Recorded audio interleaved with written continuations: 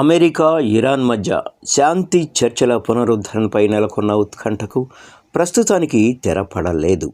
పాకిస్తాన్లో జరగాల్సిన రెండో విడత చర్చల కోసం అమెరికా ఉపాధ్యక్షుడు జేడీ వాన్స్ నేతృత్వంలోని బృందం చేయాల్సిన పర్యటన తాత్కాలికంగా వాయిదా పడింది. చర్చల్లో పాల్గొనడంపై ఇరాన్ నుంచి ఎలాంటి స్పష్టమైన హామీ రాకపోవడమే ఇందుకు కారణమని వైట్ హౌస్ వర్గాలు వెల్లడించాయి.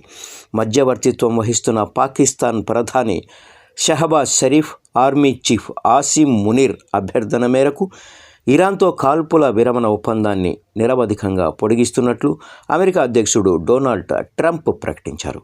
ఈ విషయాన్ని తన సోషల్ మీడియా ప్లాట్ఫామ్ ట్రూత్ సోషల్లో వెల్లడించారు.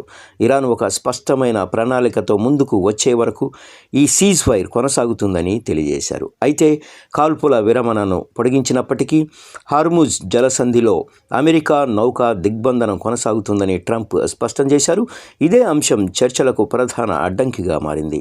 నౌకా దిగ్బంధనాన్ని ఎత్తివేసే వరకు తాము చర్చలకు హాజరు బోమని ఇరాన్ తేల్చి చెప్పింది.